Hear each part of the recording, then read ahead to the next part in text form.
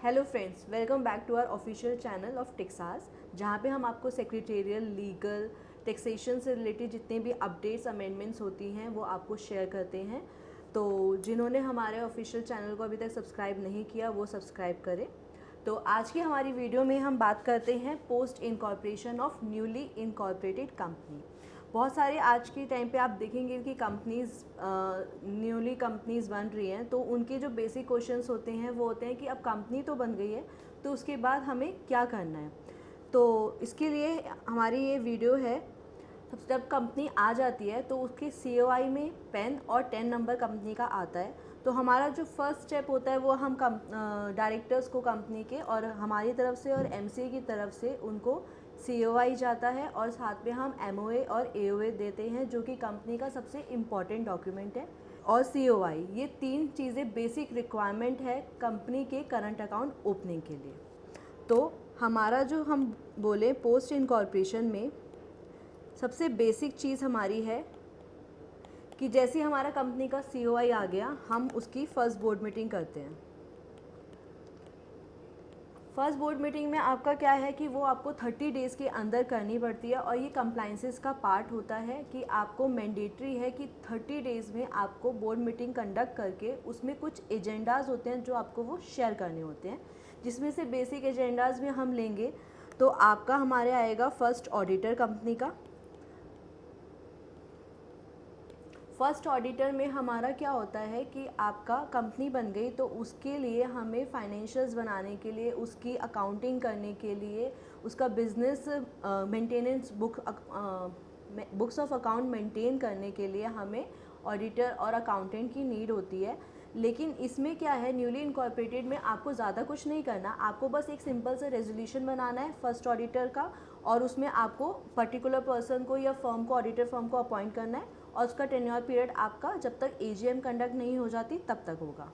उसके बाद आपका जो फर्स्ट ऑडिटर के बाद हमारा जो है आपका लेटर हेड आपको कंपनी का प्रिंट करना इज़ मैंडेटरी।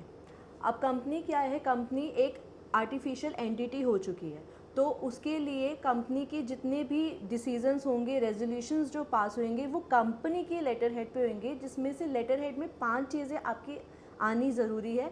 कंपनी का नाम, सिन नंबर, कॉर्पोरेट आइडेंटिफिकेशन नंबर जिसको बोलते हैं, वो आपके MCA पोर्टल पे मिल जाएगा, साथ ही आपके COI में मिल जाएगा। कंपनी की ईमेल आईडी, फ़ोन नंबर आप कंपनी के अलग क्रिएट कर सकते हैं, वरना कोई भी डायरेक्टर या स्टेक होल्डर्स की भी आप मेंशन कर सकते हैं। साथ में कंपनी का जो रजिस्टर्ड ऑफिस एड्रेस है वहाँ पे भी आपका वो भी मेंशन होना चाहिए आपके लेटर हेड पे। तो आपका लेटर हेड आ गया। उसके बाद आपका जब रजिस्टर्ड ऑफिस जो होता है, अब क्या हो गया कि ROC जो है वो विज़िट करती है आपके रजिस्टर्ड ऑफिस को चेक करने के लिए। तो उसके लिए आपको कंपनी का प्रॉपर जो होर्डिंग जो है वो आपको लगाना इज़ मैंडेटरी कि हाँ आपकी एग्जिस्टेंस है, जो रजिस्टर्ड ऑफिस आपने MCA में रजिस्टर्ड किया है तो वो वहाँ जाके चेक कर सकते हैं, तो वो भी आपको करना इज़ इम्पॉर्टेंट। तो affixing the name of a company, ये भी आपका एक कंप्लाइंसेस का पार्ट है। उसके बाद आपका जो है बैंक अकाउंट ओपनिंग होता है। बैंक अकाउंट ओपनिंग के लिए आपके पास जो टाइम पीरियड है वो है 180 डेज़ इनकॉर्पोरेशन डेट से।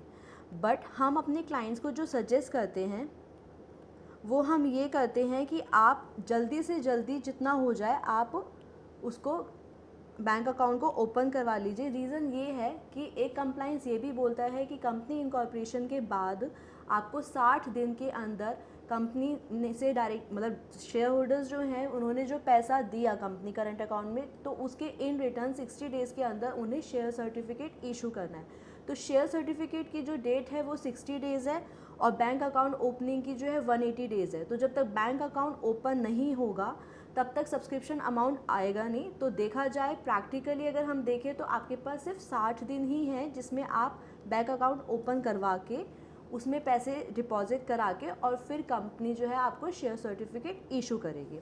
अच्छा, शेयर सर्टिफिकेट में इसमें ये चीज़ है आपकी, तो आपका शेयर सर्टिफिकेट जो है वो 60 डेज़ के अंदर आपको इशू करने होते हैं। तो इसलिए जैसे ही आपका COI आता है तो आप बैंक अकाउंट में अपना कंपनी का अकाउंट ओपन करा के करंट अकाउंट उसमें सब्सक्रिप्शन अमाउंट जितना भी स्टेक होल्डर्स का रिस्पेक्टिव रेशियोज़ है उसके अकॉर्डिंगली आपको वहाँ पे डिपॉजिट करके फिर कंपनी जो है आपको शेयर सर्टिफिकेट इशू करती है। के बाद आपका जब COI आता है कंपनी का, तो उसके साथ आपका PF और ESI नंबर भी आता है, बट वो क्या होता है, वो इनएक्टिव होता है। अगर आपकी कंपनी पे वो दोनों चीज़ एप्लीकेबल है तो आप उस नंबर से ही सेम एक्टिवेट करा सकते हैं, आपको मतलब न्यू अप्लाई नहीं करना होता। और कुछ कुछ कंपनीज इसको वॉलेंट्रीली भी कर सकती है, कोई दिक्कत नहीं है। और मैंडेटरी एप्लीकेबिलिटी के लिए आपके पास 20 एम्प्लॉयज़ या उससे ज़्यादा होना चाहिए, तब आपके ऊपर एप्लीकेबल होगा। साथ में हम कंपनी बनाते हैं डायरेक्टर्स, उनको हम ये भी रिकमेंड करते हैं कि पोस्ट इनकॉर्पोरेशन के साथ आप बाद में कंपनी इनकॉर्पोरेशन के बाद हम क्लाइंट्स को ये भी एडवाइस करते हैं कि वो अपना ट्रेडमार्क भी, अपने कंपनी का जो नेम है, ब्रांड है, उसको भी रजिस्टर करवा ले, जिससे कि आगे जाके जब उनका कंपनी जो है बहुत अच्छे बिजनेस पे ग्रोथ करती है तो उनके नाम का कोई मिसयूज़ ना करे। तो एडवाइस हमारी एज अ प्रोफेशनल यही रहेगी कि आप अपने कंपनी का ब्रांड नेम भी रजिस्टर करवा लें, जिससे कि आपको आगे जाके इस चीज़ के लिए कोई प्रॉब्लम नहीं होगी। कंपनी इनकॉर्पोरेशन का जब हम फॉर्म फाइल करते हैं तो उसमें आपके पास GST का भी ऑप्शन आता है कि अगर आपको GST चाहिए तो आप वहाँ पे भी अप्लाई कर सकते हैं।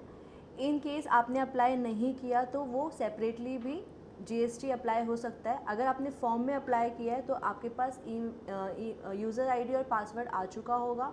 और अगर सेपरेटली अप्लाई करना है आपको, आपकी एप्लीकेबिलिटी हो रही है कि टर्नओवर 20 लाख से ज़्यादा है, तो GST सेपरेटली भी अप्लाई हो सकता है, उसमें आपकी कोई प्रॉब्लम नहीं है।